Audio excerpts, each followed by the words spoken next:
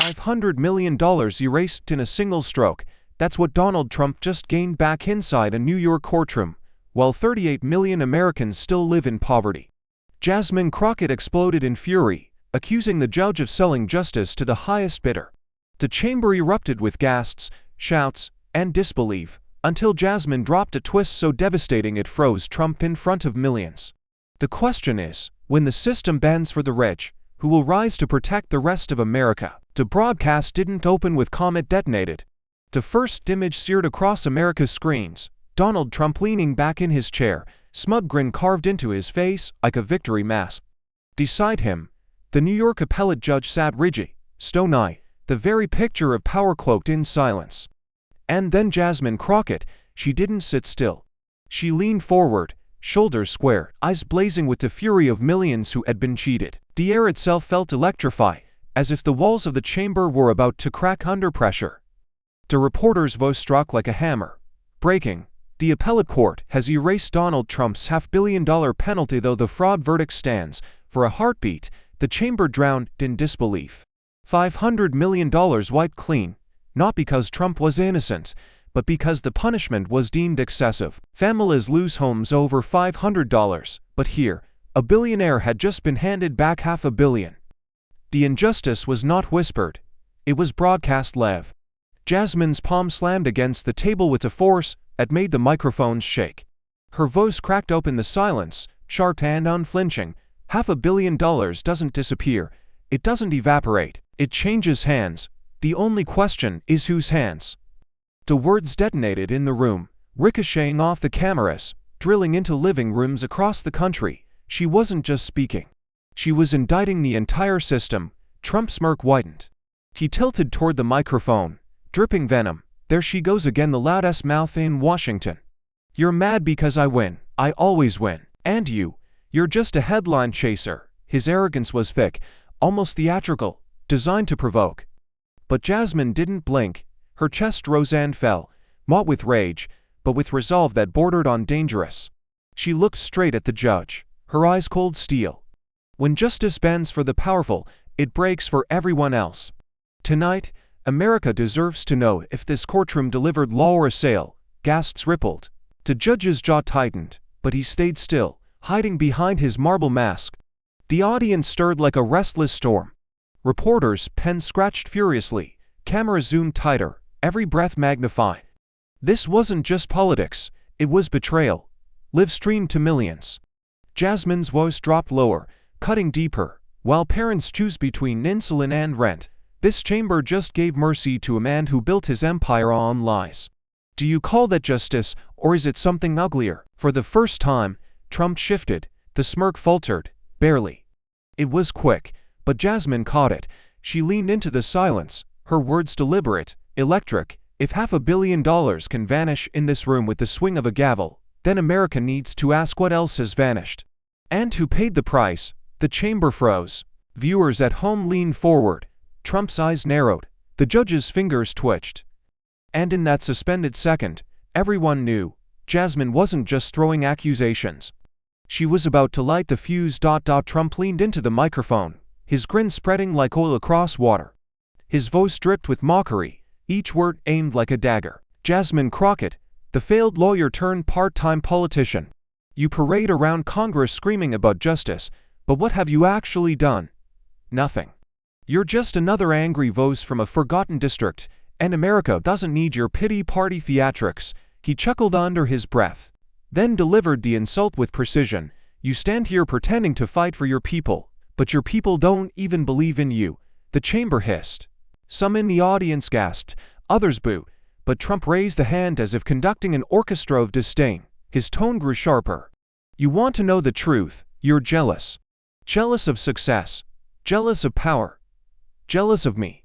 I build towers that scrape the sky, while you're stuck scraping for attention. His smirk widened, daring her to fire back. Jasmine didn't flinch. She rose from her chair slowly, the movement deliberate, the kind of silence that makes a room lean in. Her eyes locked on Trump, voice steady but laced with thunder. Jealous? No. Mr. Trump, I'm disgusted. The words cut through the air like glass. She leaned forward, fire rising. You tripled the size of your penthouse on paper. You inflated your worth to banks while Americans were losing their homes. You lied to line your pockets, and now you want to sit here and gloat as if fraud is a badge of honor. Trump shifted slightly, but she didn't stop. Let's tell it plainly. You are the biggest con man in American politics. Not a president, not a businessman. A fraud who treats this country like his personal casino. The words landed heavy, and the crowd roared, half in outrage, half in exhilaration. The judge finally slammed his gavel, his voice cold, mechanical, as if untouched by the chaos. This is a legal matter, not a circus. Restrain yourselves. His eyes narrowed, but there was no passion behind them. Only distance, as though the fury around him were an inconvenience to be managed. But the gallery refused restraint. Shouts ricocheted off the chamber walls, some screaming Jasmine's name, others yelling Trump 2024. The air vibrated with division, the sound of a country tearing itself in two. Reporters craned forward, cameras zoomed tighter, each second a headline in the making. Security shifted uneasily, hands resting on their belts, ready for the eruption everyone felt was seconds away. Jasmine turned back toward the judge, her voice lowered but sharper than ever. If you call this justice, then maybe the real circus isn't out here in the gallery. It's right there on the bench. Gasps ripped through the chamber. The judge's face remained carved from stone, but his knuckles tightened on the gavel. The broadcast captured it all. Trump's smirk flickering, Jasmine's fury ignited. The judge caught in a storm he couldn't silence. And as the chamber quaked with noise, one chilling truth crystallized on live television. This was no longer about law. It was about the soul of America, and whether it could survive the weight of betrayal. Jasmine didn't look at Trump. She didn't look at the judge. She turned straight to the cameras, eyes burning with a mix of fury and grief, as though she were speaking to every kitchen table across America. Her voice cut through the chamber like a live wire. If justice can be bought, then every working-class family in this country is at risk. Because when billionaires can purchase mercy, the rest of us are left with nothing but punishment. The gallery fell into an uneasy hush. For the first time that night, the noise didn't come from Trump or the judge. It came from the silent recognition in the audience. Reporters tensed slow. Even the security guards froze, realizing the moment was larger than the room. Jasmine stepped closer to the microphone, her tone shifting from outrage to something deeper, heavier. This isn't about one man inflating the size of his penthouse. This is about millions of Americans whose lives have been deflated by a system that only works for the rich. Families evicted while Trump's towers rose higher. Workers losing pensions while Trump forged fake numbers. Veterans denied dignity while $500 million just got handed back to a man who never needed it. Her words echo like a sermon. But this was no church. It was a battlefield for the soul of justice. Trump scoffed, but the smirk no longer landed. Jasmine pressed on, her voice trembling now with a different kind of power. I think about the mother in Detroit working 2 jobs, still unable to pay rent. I think about the factory worker in Ohio whose pension vanished while Wall Street toasted champagne. I think about every child watching tonight, learning that lies buy luxury and truth buys nothing. If this verdict stands, then what lesson are we teaching them? That America belongs to the frauds, not the faithful. The judge shifted uncomfortably. Cameras caught his jaw tightening, his eyes darting briefly to the papers on his bench. He looked less like a pillar of law and more like a man cornered by a truth he couldn't silence. The crowd rumbled again, not just boos or cheers, but a restless wave of voices, demanding, questioning, straining against the weight of betrayal. Some shouted Jasmine's name, others cursed Trump, but all of them felt the same tremor, the realization that justice wasn't abstract, it was survival.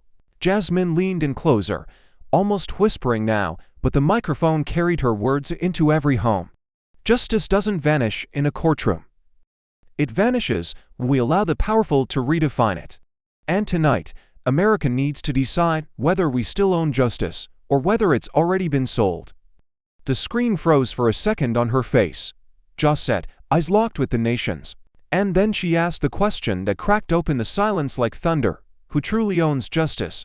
The people, or the billionaires? The chamber erupted. Trump lurched forward in his chair, the judge's gavel slammed uselessly against wood. And across America millions leaned closer to their screens, breath held, knowing the answer to that question could change everything. The screen flickered, shifting from the chaos inside the chamber to a jarring montage of Trump's empire through the decades. Gold-plated lobbies, penthouses dripping in chandeliers, towers clawing at the sky. But behind every polished marble wall lay numbers that didn't add up. Jasmine's voiceover cut in, firm and unrelenting, as old financial documents flashed across the screen. For years, Donald Trump inflated his assets, tripling the size of his penthouse on paper, turning a 10,000-square-foot apartment into 30,000 overnight. He lied to banks, he lied to lenders, and every time he lied, the system rewarded him. Images rolled of bankers shaking hands, smiling as contracts were signed. The bank saw the lies, they knew the math didn't add up. That they looked the other way, because profit mattered more than truth. They didn't just ignore fraud, they invested in it. They built fortunes on his fictions while working-class families lost everything. Jasmine's voice sharpened as the montage shifted to America's streets. Boarded-up homes in Detroit, families dragging their belongings into the cold night. Elderly couples weeping outside foreclosure auctions. I met a black family in Philadelphia who lost the home their grandfather built with his bare hands. They missed two payments, too, and the bank seized their house. That same bank extended Donald Trump another $150 million loan the very same year, despite proof he lied on his statements. That's not just inequality, that's betrayal. The crowd inside the chamber shifted, the tension rising again as Jasmine pressed her hands on the table, her voice cracked with controlled rage. Trump called himself a builder, but what did he build? A system where working families are evicted, while billionaires are rewarded for fraud. He built towers from the rubble of broken neighborhoods. He built casinos on the backs of families who lost everything. He built a life where lies were more profitable than honesty. A new image filled the screen, a foreclosure map glowing red across America, with Trump's skyline looming in the background. Jasmine's voice lowered, trembling with anger. I watched children clutch stuffed animals as sheriffs dragged their parents into the street. I watched pensions vanish for veterans who gave this country everything. And I watched Donald Trump brag about his wealth while his fraud was making others poorer. Fraud wasn't his scandal. Fraud was his business model. Gasps rippled through the audience. Trump shifted uneasily in his chair, jaw tight. The judge adjusted his robe, tapping his gavel softly against the desk, a nervous tick to cameras caught. Jasmine leaned forward again, eyes locked on the nation through the lens. Her words landed like iron. Every time Trump lied, he grew richer. Every time the system looked away, ordinary Americans paid the price. And if this courtroom calls that justice, then justice is already dead. The broadcast froze for a split second on her face, eyes fierce, voice echoing like a prophecy.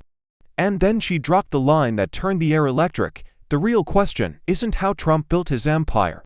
The real question is, how many lives did he destroy to keep it standing? The chamber's air grew heavier, as if every breath inside was waiting for what Jasmine would say next. She didn't turn to Trump this time. She pivoted her body toward the bench, her eyes fixed on the man cloaked in black robes, the figure who had the power to tilt justice with a single word. Her voice came low, steady, but each syllable carried the weight of a hammer. You sit there, Your Honor, pretending to be impartial. But the truth is simple. You are the final shield protecting Donald Trump's empire. Without you, his lies collapse. With you, they live forever. Gasps swept through the room. Reporters shot to the edge of their seats. The judge's expression didn't shift, but the tightening of his lips betrayed the sting. His voice, when it came, was cold and clipped, meant to freeze the chamber back into order. I uphold the Constitution, not politics. This court is not here to entertain accusations, but Jasmine didn't blink. Her body leaned forward, her words sharper now, echoing like steel against stone. The Constitution, she asked, her tone dripping with disbelief. She stepped closer, her hand slamming against the table again, the sound cracking through the silence. Whose Constitution are you upholding, Judge? The people's or the billionaires'? The audience erupted, shouts colliding with the thud of fists on wooden benches. Some screamed answer her, while others jeered Jasmine's defiance. Security shifted again, but the cameras were locked on the bench, capturing every twitch of the judge's face as he struggled to remain impassive. Jasmine didn't stop. Her voice rose above the chaos, trembling with controlled fury. You tell us you're neutral, But neutrality in the face of fraud is complicity.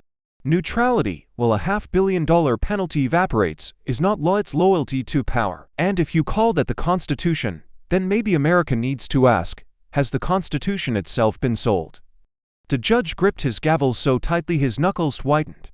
He struck it against the desk, the sound reverberating like a gunshot, but it did nothing to calm the storm. Trump leaned back, smirking again, enjoying the spectacle, but even he stole a glance at the judge, sensing cracks forming. Jasmine's tone shifted, no longer just anger but something deeper, wounded yet unbreakable. I represent families who have nothing but their faith in this system, mothers who lost homes, fathers who lost pensions, children who lost hope.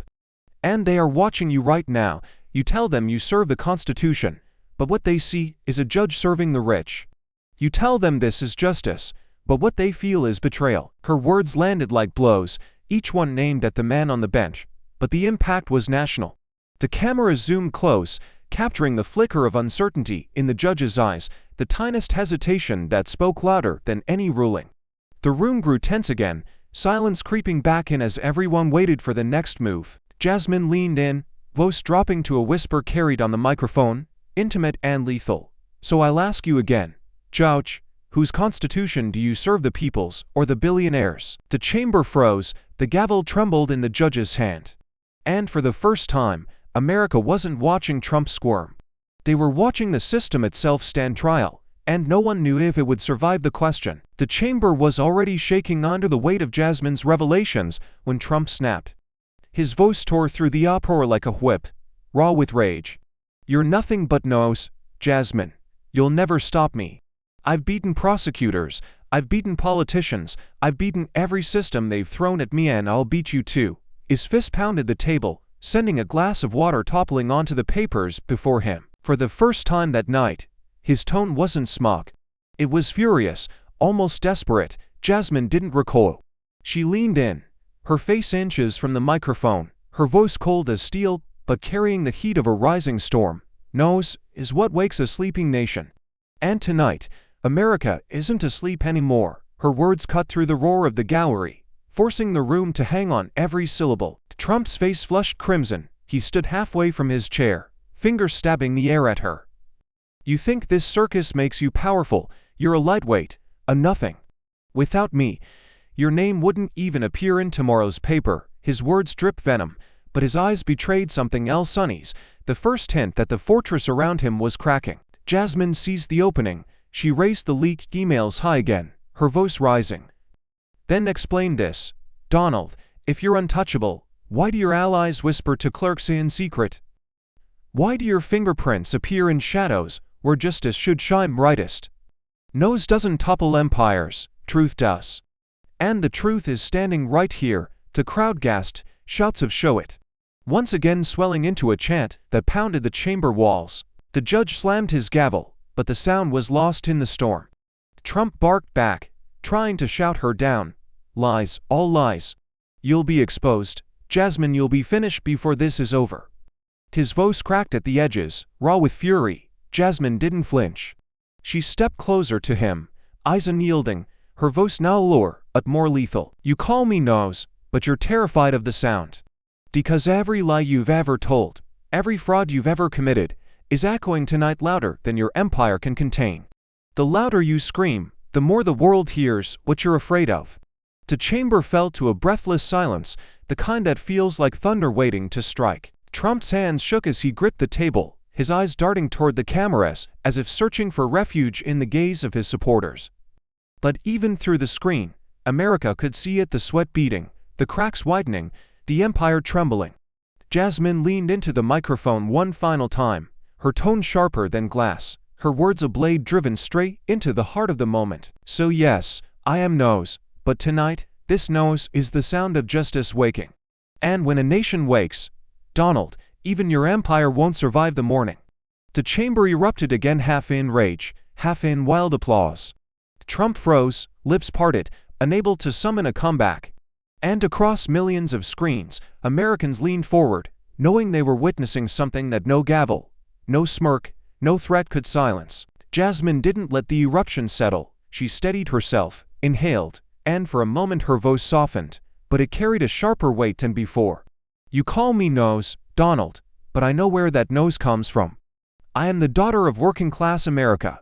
I grew up in a neighborhood where sirens sang louder than lullabies, where mothers worked 2 shifts just to put food on the table, where fathers came home with backs broken but spirits unbent." Her eyes swept across the gallery, and for the first time, the crowd grew quiet, leaning in, caught not by spectacle, but by truth. She pressed her hand against her chest, her voice trembling with raw honesty. "I stand here not because it was easy, but because it was hard.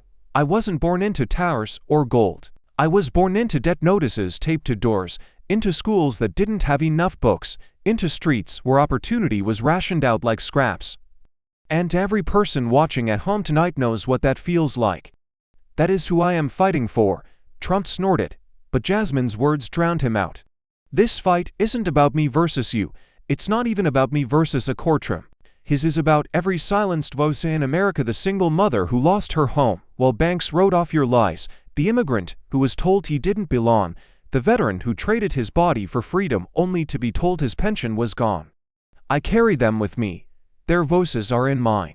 When I speak here, they are speaking too." The audience stirred again, not with chaos, but with something heavier: recognition. Heads nodded, some eyes brimmed with tears.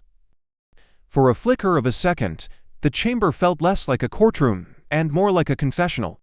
And then the judge's voice cut through, brittle and cold. "This isn't a campaign speech, Representative Crockett. Stick to the matter at hand." The words snapped like ice against glass. A wave of boos cascaded from the gallery, drowning out the gavel he tried to slam for order. "Let her speak," someone shouted. Others jeered, their voices raw with anger, the kind that no robe could silence. The judge's face darkened, but he was no longer in control. The air had shifted, and it belonged to Jasmine. She turned her gaze on him, eyes burning with a defiance that carried decades of injustice. "You call this a campaign speech because you're afraid of what it really is: the truth. I'm not campaigning for power, I'm demanding accountability. And accountability doesn't serve the powerful, it serves the people." The boos transformed into thunderous applause, echoing through the chamber like a drumbeat of rebellion.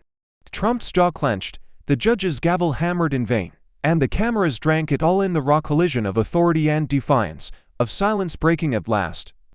Jasmine leaned closer to the microphone, her voice razor sharp, meant not just for the room but for every screen across America. "If telling the truth sounds like a campaign speech, then maybe that says more about this court than it does about me." The chamber erupted again, louder, fiercer, unstoppable. And somewhere in the chaos, the line between trial and revolution blurred. The roar of the gallery hadn't yet faded when Jasmine struck again, her voice cutting through the air like lightning. She leaned forward, her hand pressing firmly against the pile of leaked emails on the desk, and her eyes locked on the cameras with surgical precision. "Donald Trump's money isn't just in real estate. It's in the veins of this courtroom." The words detonated in the chamber. A stunned silence swept across the gallery, the kind that prickles skin and slows breath. For the first time, Trump's smirk shattered. His body stiffened, his hand froze mid-gesture, and his eyes darted toward the judge like a man caught in the open. That single flicker, that frozen second, was the kind of image television producers dream of. Every camera in the room tightened their frame, capturing the empire builder looking suddenly cornered. Gasps rose from the benches. Some audience members shouted, "What does she mean?" Others demanded, "Show us." Reporters scrambled to angle their shots, pens flying, whispers turning into frantic speculation. Even the judge's mask of stoicism cracked for the briefest moment, his brow furrowing as though Jasmine's accusation had struck deeper than the gavel could control. Jasmine's voice lowered, her tone precise and deadly. "Money that was meant for justice has been redirected. Money meant for truth has been laundered into silence. You see, Mr. Trump, your towers aren't the only thing built on lies. It's this courtroom itself." She jabbed a finger toward the bench, each word measured like a blade being driven deeper. "When justice takes bribes, it bleeds corruption. And tonight, America deserves to know how much of that blood runs through these walls." Trump finally broke the silence, slamming his fist against the desk. "That's a lie. Pure fabrication. You have nothing." But the crack in his voice betrayed him, and the cameras devoured it. Jasmine didn't flinch. She raised one of the papers, shaking it slightly so the microphones picked up the rattle. "No." "Then explain why your ally spoke of arrangements, why clerks received messages about favorable rulings, why timelines shifted exactly, and your campaign coffers swelled." "This isn't coincidence, it's collusion." The audience erupted into chaos, some demanding proof, others chanting her name. Security stepped forward, tense, hands hovering near their belts, as though the truth itself were a threat that needed containing. The judge slammed his gavel again, harder this time, but his voice carried less authority, as if even he knew the gavel no longer commanded the room. Jasmine leaned closer to the microphone, her face a mask of controlled fire. "Donald, you once said you could shoot someone on Fifth Avenue and get away with it. But what happens when the evidence shows you've been shooting holes in the very heart of justice? What happens when America sees that your money doesn't just buy silence, it buys the law itself?" The chamber fell to a stunned hush, the kind of silence so heavy it feels like the world itself is holding its breath. Trump's eyes flickered again, the judge's hand trembled above the gavel, and the nation waited on the edge of its seat. And then Jasmine left the question hanging in the air, sharp as broken glass. "So ask yourselves, what proof do you think I really have?" The air was so thick with silence it felt breakable. Jasmine reached down, her hand slow and deliberate, as though every movement carried the weight of a nation's expectations. She lifted a worn manila folder from her bag and placed it on the table with a heavy thud that seemed to echo louder than any gavel strike. Her eyes never left the cameras. "You want proof," she said, her voice sharp and unwavering. "America, here it is." Gasps burst through the chamber as she flipped a folder open, sliding sheets of paper across the polished wood. Under the blinding lights, the black ink glistened transaction logs, wire transfers, and financial records stamped with dates, signatures, and dollar amounts that made the room shudder. Lines of numbers formed a trail, hundreds of thousands funneled into law firms quietly connected to judicial staff. The audience leaned forward, desperate to catch even a glimpse. Trump's sneer returned, but it looked thinner now, brittle. He leaned into his microphone, voice dripping contempt. "Fake news, always fake.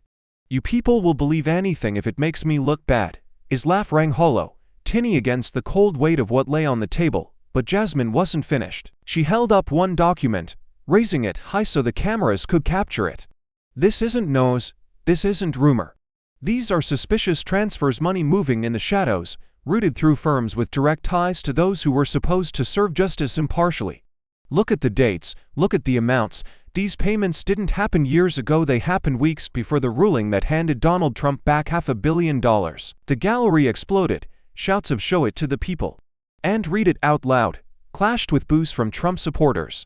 Reporters lunged forward, cameras flashing, lenses capturing every angle of the damning evidence.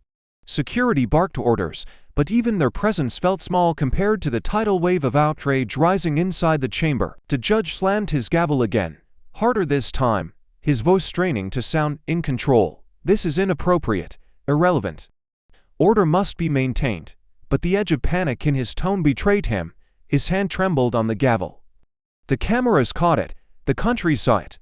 Jasmine leaned in, her voice slicing through the chaos with deadly calm.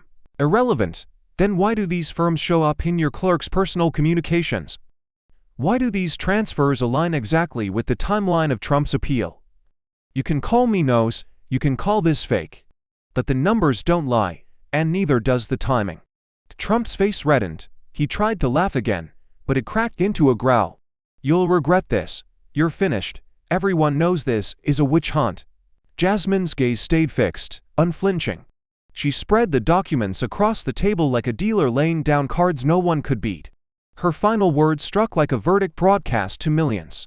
"The only witch in this hunt is the man who thought he could buy justice. And tonight, America sees the receipts."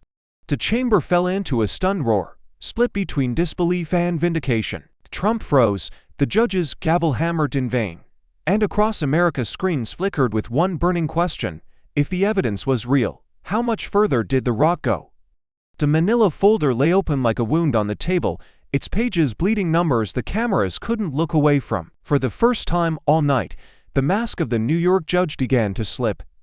His hand twitched as he reached for his glasses, fingers trembling just enough for the nation to see. He adjusted them slowly, buying seconds, but every movement betrayed what his face tried to hide: unease. Jasmine saw it. She leaned into the microphone, her voice deliberate, sharpened into a blade. "This isn't just fraud. This is bribery. At the heart of America's justice system," the words echoed, heavier than any ruling, reverberating through the chamber like a verdict no gavel could erase. The gallery erupted instantly, a cacophony of outrage and disbelief. People shot to their feet, some cheering, others screaming. "Expose them all," one voice bellowed from the back. "Lies," another thundered. The moderator tried to rise above the noise, pleading for calm, but his voice cracked under the weight of chaos. The cameras swung wildly, catching faces twisted in fury, reporters waving copies of documents, Trump's jaw clenched like a steel trap. The judge slammed his gavel, over and over, but the sound was swallowed whole. His words finally broke through, clipped and breathless: "Enough. Order in this chamber." But even as he barked, his hand shook again, this time in plain view of every lens. Jasmine didn't let him breathe. She stepped closer, raising one of the records high for the gallery to see, her eyes boring into the judge. "These transfers aren't whispers in the dark, they're daylight robberies of trust. Law firms feeding clerks, clerks whispering to allies, allies whispering to Donald Trump. You can pound that gavel all night, Judge, but it won't erase the trail of money running straight through your house." The audience gasped again, louder than before, the chant starting up: "Read it! Read it!" Reporters shouted questions, their microphones thrust forward. Security lined the aisles, but even they hesitated, sensing the balance of the room had shifted. The judge was no longer the arbiter of law, he was a man under suspicion. Trump lunged forward, face flushed with fury. "She's lying. She's making it all up. Nobody believes this garbage." His voice cracked at the edges, desperation dripping through his denial. But Jasmine only turned to the cameras, ignoring him entirely, her voice steady, intimate, as though she were speaking to every home in America. "Fraud makes men rich, bribery makes justice poor. And when the scales of justice are bought, every American pays the price." The chamber quaked under the weight of her words. The judge gripped his gavel tighter, his knuckles white, but he couldn't hide the tremor anymore. He looked down, then away, as if the papers themselves were burning his hands. Jasmine let the silence hang, her gaze unwavering, her tone softer now but far more lethal. "If the bench itself is for sale, then the verdict was written long before this trial began. And America deserves to know who paid for it." Trump shot up from his chair so suddenly that the microphone screeched with feedback. His face was flushed a dangerous crimson, veins bulging at his temples. He jabbed a trembling finger at Jasmine. "You will regret this," he roared, his voice cracking into a growl. "I'll bury you politically. I'll end your career. I'll make sure your name is dragged through the mud until no one remembers who you are. You think you can come after me? You're finished." The chamber shook with his fury, his words ricocheting like gunfire across marble walls. The crowd erupted, half in cheers from his loyalists, half in outrage from Jasmine's supporters. Reporters shouted over one another, their cameras zooming tighter, desperate to capture every twitch of Trump's face, every bead of sweat glistening under the lights. Security shifted, inching closer, sensing the volatility boiling toward chaos. Even the judge looked rattled, his gavel posed but useless against the storm brewing just feet from his bench. Jasmine, however, did not move. She didn't flinch, didn't blink. Instead, she straightened her spine, her hands resting calmly on the desk as if she were anchored to the truth itself. When she finally spoke, her tone was soft but sharper than a blade, cutting through Trump's tirade with a precision that silenced the noise. "Truth doesn't fear a grave, Mr. Trump, it survives." The chamber went still, as though her words had stolen the air itself. Trump froze mid-gesture, his mouth still open but no sound escaping. For the first time in the entire broadcast, the man who built his empire on volume and bluster was struck mute by the weight of a single sentence. The cameras captured it perfectly: the predator suddenly looking cornered, the conqueror suddenly looking conquered. Jasmine leaned slightly forward, her eyes fixed on him, her voice unshakable. "You can threaten me, you can smear me, you can bury me under every headline your money can buy. But the truth doesn't die with me, it lives in the people watching tonight. It lives in every worker cheated, every family betrayed, every citizen who has felt the cost of your lies. Truth doesn't fear the grave because it was never meant to be buried, it was meant to rise." The audience erupted again, this time louder than ever. Chants of Jasmine. Jasmine, clashing with shouts of Trump. Trump. The chamber became a battlefield of voices, a living embodiment of a nation tearing itself apart. The judge's gavel slammed again and again, each strike weaker than the last, his voice drowned by the roar of history unfolding before him. Trump gripped the edge of the table, shaking with rage, his eyes darting toward the cameras as if pleading with them to turn the tide back in his favor. But the image beamed into millions of homes was no longer his.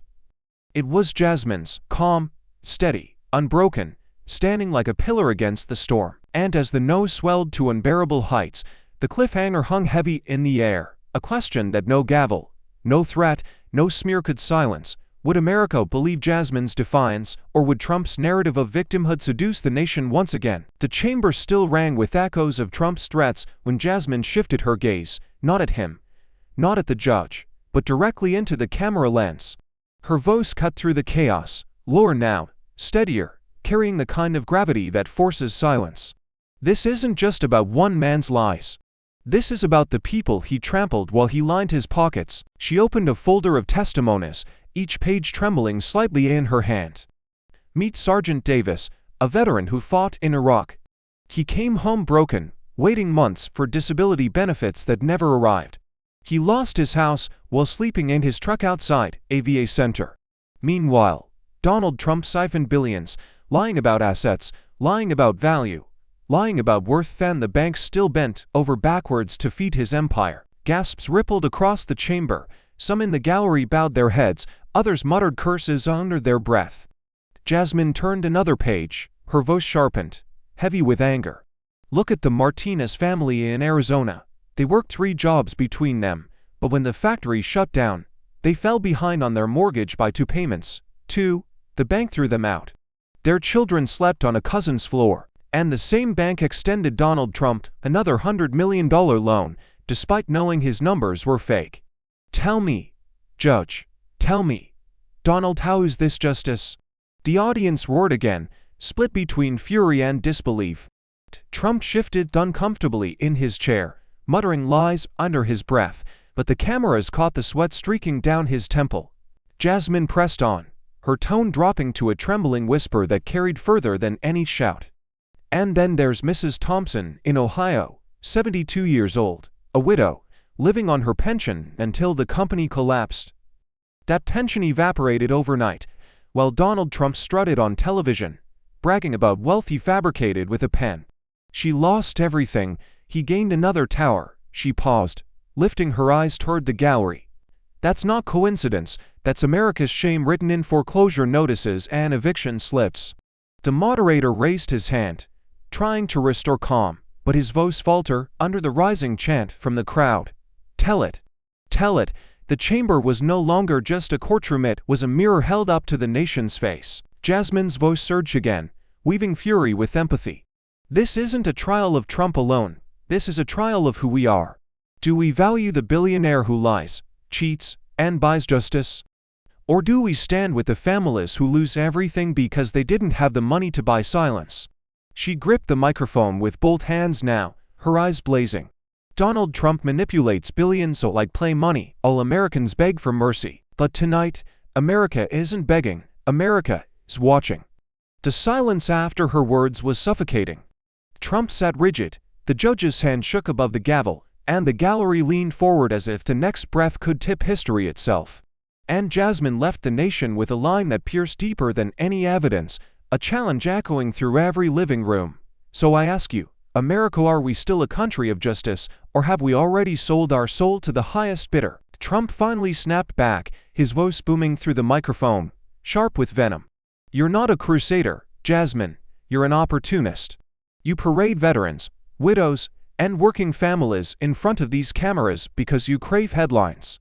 You exploit race, you exploit poverty, you exploit pain, and you turn it into political theater. That's all you are, a performer. His words rolled across the chamber like poison gas, seeping into every corner, designed not just to wound but to stain her cause with doubt. Some of his supporters in the gallery clapped and shouted, feeding his fury. Trump slammed his palm against the table, leaning forward like a predator about to strike. I've built real things, Towers, businesses, jobs, what have you built, Jasmine? Nothing but outrage, nothing but noise. His voice cracked at the edge of rage, the smut veneer gone, replaced by raw hostility. The gallery trembled with divided voices, but Jasmine did not falter. She rose from her chair, her posture tall, her presence commanding. Her eyes blazed as she stared Trump down, her tone unshaken but fierce with conviction. You think this is theater? You think this is a performance? No, Mr. Trump, this is survival. I stand for those who don't have lawyers, PR firms, or billions to rewrite their sins. I stand for those who only have their truth, and that truth is trampled every time men like you buy their way out of accountability. Her voice cracked with raw emotion, the kind that can't be scripted. She pounded her fist on the table, sending the folder of evidence trembling again under the lights. You've spent your life manufacturing illusions of success, hiding behind gold facades while others drown. And now, when confronted with real pain, real stories, you call it theater. No, Mr. Trump, this isn't theater. This is the America you broke, staring back at you. The audience erupted, shouts and chants shaking the chamber walls. Some screamed her name, others demanded Trump answer her directly. The camera zoomed tight on Trump's face, beads of sweat glistening under the lights, his jaw twitching as if searching for words that wouldn't come. The judge slammed his gavel again and again, his voice brittle with desperation. Order, order in this court, but no one listened. The gavel had lost its authority. The people in the gallery were louder than the bench, louder than Trump, louder than the system itself. Jasmine turned toward the judge, her voice lowering into something sharp and dangerous. If telling the truth about America's pain is political theater, then maybe it's because the stage was built by corruption. And if my words are no's, then it's only because silence has protected the guilty for too long. The crowd surged again, their voices blending into a tidal wave that even Trump couldn't ride. And as the chamber quaked, Jasmine delivered the line that pierced deeper than any gavel, any insult, any sneer. I don't speak for the powerful, I speak for the silenced, and tonight, their voices are louder than yours. The chamber exploded with sound, Trump's lips curled, the judge's gavel cracked the desk, but none of it mattered. The image that seared itself into millions of screens was Jasmine unyielding, resolute, and terrifying to those who had always believed the system was theirs to own. Outside the courthouse, the air pulsed like a living storm. Barricades shook as thousands pressed forward, their chants echoing across the marble steps. Justice for all, end corruption now. Protesters waved hand-painted signs streaked with sweat and rain. #JusticeSold scrawled in jagged red letters, while across the street a rival crowd whirred back with banners declaring #Stand with Jasmine. The clash of voices wasn't just loud, it was primal, the sound of a country tearing at its seams. Helicopter spotlights swept over the masses, capturing a sea of cell phone screens glowing in the night. Every moment inside the courtroom had already bled into the digital bloodstream, replayed millions of times within minutes. TikTok clips of Trump snarling went viral alongside Jasmine's fiery retort. On Twitter, her final words, "I speak for the silenced," were etched into history, quoted by celebrities, pastors, veterans, and even schoolteachers who saw their own struggles reflected in her defiance. Cable news split screen the chaos. Fox hosts thundered that Jasmine was staging a leftist coup, while MSNBC replayed her testimony like scripture. CNN's Chiron blared, "Democracy on trial. Nation divided over Trump versus Crockett," at diners in Texas, in union halls in Ohio, in living rooms in Florida. Americans leaned closer to their screens, some nodding with clenched jaws, others shaking their heads in fury. This wasn't a story anymore, it was a reckoning. Inside the chamber, Jasmine turned slowly toward the cameras, as if she could feel the weight of those millions of eyes pressing in. Her voice didn't rise, it dropped, low and steady, cutting sharper than any scream. "This isn't Trump's trial, it's America's." The words landed like a gavel strike no judge could deliver. Silence fell, not from calm, but from shock, as if the entire nation held its breath in unison. On social media, the hashtag spiraled into digital war.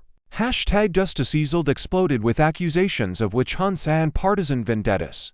#Stand with Jasmine countered with images of struggling families, veterans in wheelchairs, and handwritten letters from single mothers who had lost everything while the wealthy bought more power. The algorithms couldn't keep up. The internet was on fire. Reporters in the press gallery typed frantically, their headlines already locked in. Crockett turns trial into national showdown. Trump's rage meets America's mirror. Courtroom becomes battlefield for democracy itself. The stakes had outgrown the marble walls and wooden benches. The courtroom was no longer just a place of law, it was the crucible of a nation's identity. Trump smirked, leaning back as if the uproar proved his point, while the judge fumbled with his gavel, powerless. But Jasmine didn't break eye contact with the lens. Her face was carved with defiance, her eyes reflecting the fury of those outside. She let the silence stretch, her next words hanging heavy in the air. The question is no longer whether Donald Trump is guilty. The question is whether America still belongs to its people or has already been sold. The gallery gasped, the streets outside roared, and millions at home froze mid-breath. History wasn't waiting for verdicts anymore. It was demanding an answer. Trump slammed his fist on the polished wood, the thunderous crack echoing through the chamber like a gunshot. His face flushed crimson, eyes bulging as spit flew with every word. "You're destroying America with lies." His voice wasn't just angry, it was feral, the howl of a cornered animal sensing its cage closing in. Cameras zoomed in, catching every vein straining on his neck, every twitch of his jaw. The room held its breath. For a moment, even the protesters outside seemed to fall into eerie silence, as if the entire nation leaned closer to the edge of its seat. And then Jasmine stepped forward. She didn't raise her voice, didn't match his fire.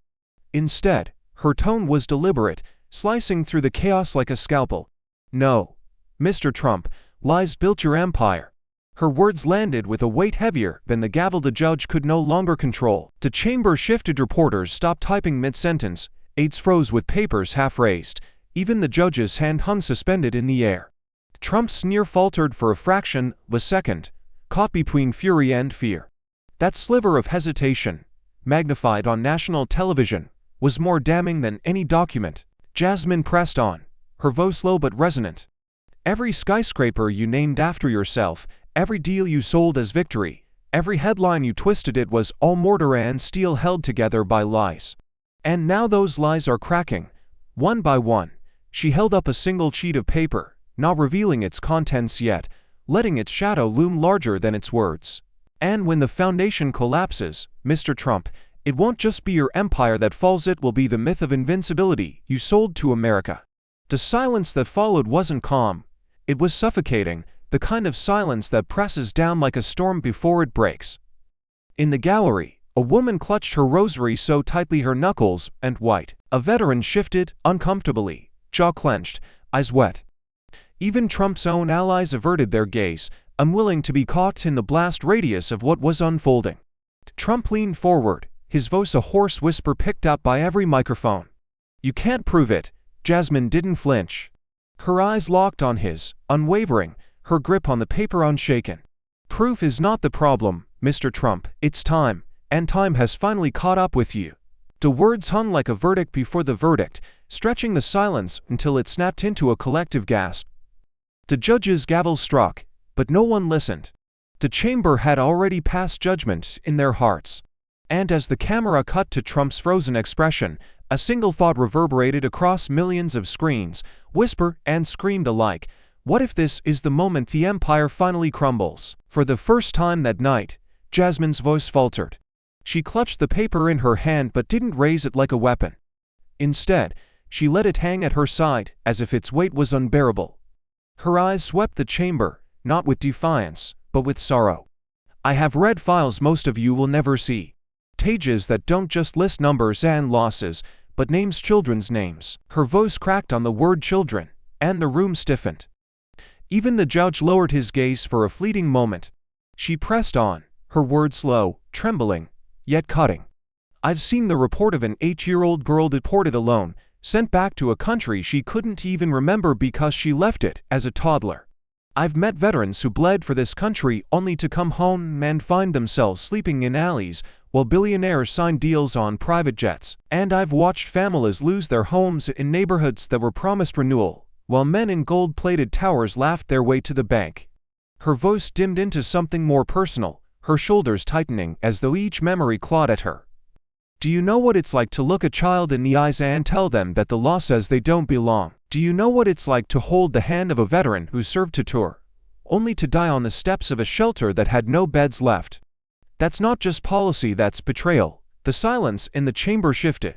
Reporters who had sharpened their pens for scandal now scribbled slower, heavier, as if recording testimony rather than politics. A woman in the gallery dabbed her eyes with a trembling handkerchief. The anger that had filled the room minutes before now gave way to something more dangerous: sympathy, the kind that breaks through spin and sound bites, the kind that plants doubt where certainty once lived. Trump shifted uncomfortably in his seat, rolling his shoulders, trying to recapture his bluster. But no matter how deeply he inhaled, he couldn't find the words to interrupt her. For the first time, he wasn't fighting a political opponent, he was staring at the raw wound of America itself, and America was staring back. Jasmine steadied herself, drawing a long breath. Her voice rose again, but it carried sorrow more than fury, grief sharpened into truth. This isn't just about Trump. This is about a system that rewards greed and punishes sacrifice, that lets the wealthy bend justice while the poor are bent until they break. If that is justice, then justice is already dead. The chamber held still, the silence deep as a cathedral. Outside, the muffled roar of protests carried through the windows, their chants merging into a haunting backdrop. Jasmine's eyes glistened but did not waver as she looked straight into the cameras, her final words pressing on the nation like a verdict. And if justice is dead, then the question is not whether America can be saved, it is whether we will have the courage to resurrect it. Jasmine straightened, her shoulders squaring as if the weight of every story she had just carried now transformed into a weapon sharper than any document in her hand. The tremor in her voice vanished, replaced by fire. She lifted her chin and stared into the judge's eyes, then at Trump, then at the cameras that she knew were broadcasting to millions across the country. If one woman can stand here and speak, she declared, her voice swelling with defiance, then millions can stand with me. The chamber cracked open with sound. The audience, which only minutes ago sat heavy in silence, erupted into a deafening wave of cheers. Some shot to their feet, fists raised high, others pounded on the wooden barriers until the room itself seemed to shake. The noise rolled like thunder, drowning out every attempt Trump made to bark over it. His mouth opened, but nothing pierced through the wall of applause and chants. His lips moved, his face reddened, but it was Jasmine's voice that echoed in the chamber, repeated by the crowd. Millions can stand with me. Trump slammed his palm on the table, his face twisted with rage. His usual sneer had curdled into desperation, and for the first time his bluster looked small, almost fragile, under the roar of ordinary people. He leaned toward the judge, gesturing wildly, but the judge himself sat frozen, caught in the storm he could no longer control. Jasmine's eyes gleamed. She didn't shout to compete with the crowd.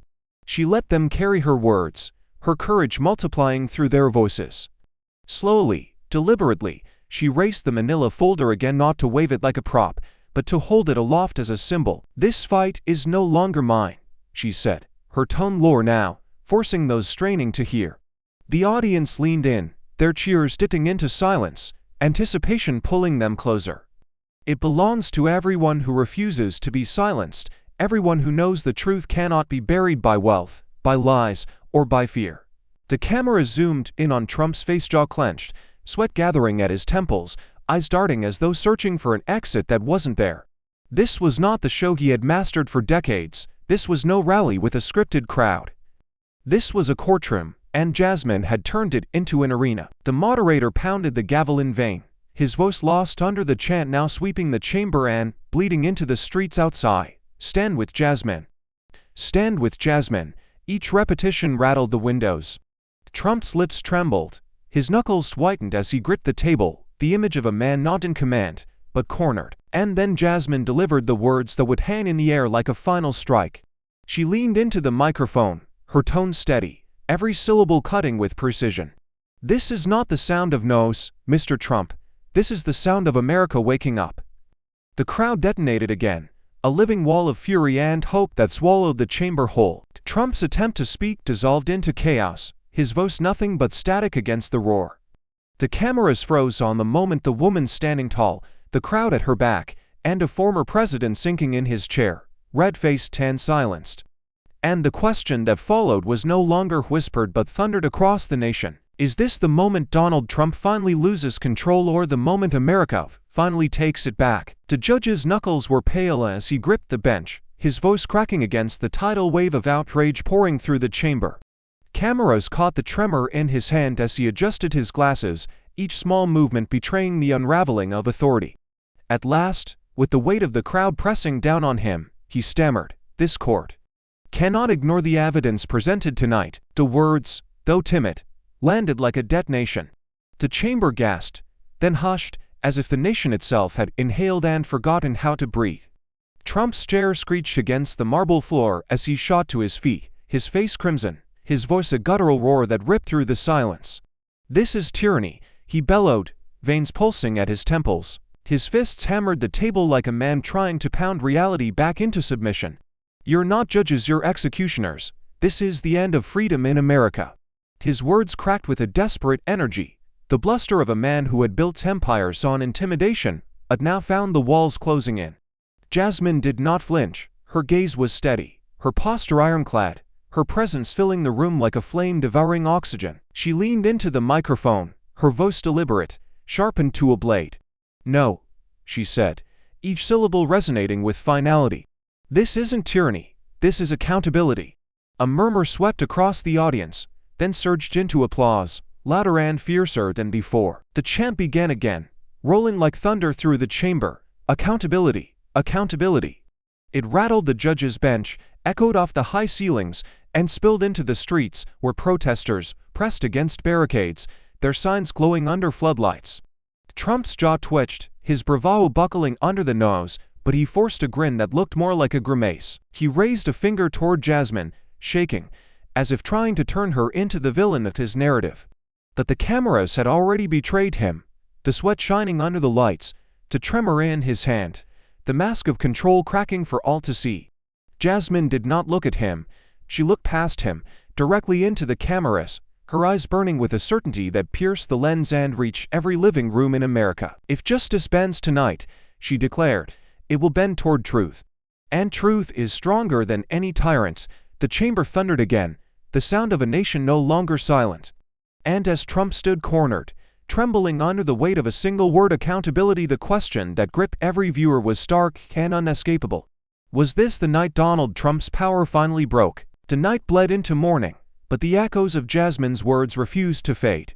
Across the nation, city streets blazed with protesters carrying signs that read truth over tyranny and accountability now. In New York, the crowd swelled outside the courthouse, floodlights casting long shadows of fists raised in defiance. In Los Angeles, chants rattled through downtown, police sirens swallowed by the roar of a generation unafraid to confront power. In small towns across the Midwest, veterans in worn jackets stood shoulder to shoulder with students, their voices blending into the same unshakable demand: justice.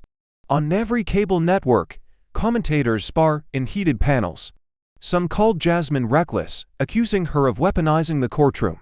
Others praised her as a once-in-a-lifetime voice who spoke not just for herself, but for millions silenced by fear and corruption. The split-screen images flashed, Trump, red-faced and snarling, juxtaposed with Jasmine, steady and unyielding, her words looping across the ticker. "This isn't tyranny. This is accountability." By midnight, the clip had gone viral. Tens of millions watched as her voice cut through the noise, trending hashtags igniting a digital war. Hashtag Justice Soul clashed against hashtag Stand with Jasmine. The online battlefield mirrored the streets, but the momentum was clear. Hope was rising where despair once lived.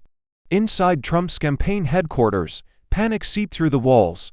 Advisors whispered about plummeting poll numbers, about donors pulling back, about the image of invincibility fracturing in real time. Screens replayed Jasmine's declaration, each viewing another hammer against the brittle shell of Trump's narrative. He had weathered scandals before, but this was different. This wasn't rumor or spin, it was the sound of a nation turning. And as dawn crept over the horizon, one question pulsed louder than any chant, fiercer than any headline. Was Jasmine Crockett not only dismantling Trump but reshaping the very soul of America? The chamber had descended into a tense, expectant silence. Even Trump, usually quick with venom, sat rigid, jaw locked, eyes darting for control that had already slipped away. Jasmine rose slowly, her breath steady, her gaze unflinching as the cameras tilted toward her. The entire nation seemed to lean forward, waiting for the strike that would seal this night into history. She turned deliberately toward the lens, her voice cutting through the heavy air like glass shattering. America is not for sale. Justice is not for sale. And neither are we. Each word landed like a gavel, final and irrevocable, echoing beyond the marble walls into the hearts of millions watching at home. The crowd erupted, some with tears streaking their faces, others with fists pounding the air in triumph. For a moment, the sound blurred into something primal, hope colliding with rage, a storm of voices too vast to silence. Trump slammed his fist against the table, but his fury was drowned beneath the roar of a country reclaiming its breath. Jasmine didn't flinch. She raised her hand, not for silence, but for unity. "Comment below," she declared, her tone shifting from steel to fire. "Do you believe justice still belongs to the people?" The words weren't just a question, they were a challenge, a dare, a call for America to look in the mirror and decide which side of history it would choose. Then silence, no music, no applause track. Just the piercing weight of her words hanging in the air as the screen bled slowly to black. And in that silence, the suspense was unbearable, leaving every viewer with the same haunting thought: if justice is not for sale, then who dares to test its price? The heart of this story is a reminder that justice is never automatic. It must be fought for, guarded, and claimed by those brave enough to risk everything for truth. Jasmine's defiance proves that one voice, when sharpened by courage, can pierce through walls built by wealth and power. And in that moment, it is not just her fight, it becomes ours. In life, we all face moments where silence feels safer, but silence feeds oppression. To rise, we must speak, act, and dare to believe that change begins with us. If justice were on trial today, would you choose to stay silent, or to rise and defend it? Thank you for watching until this moment and for standing with us on this journey for justice. Your support means everything. Like, subscribe, and turn on notifications so you never miss what's next. And we'd love to hear your thoughts. Leave a comment below and let us know what moved you most in this story. Together, our voices make a difference.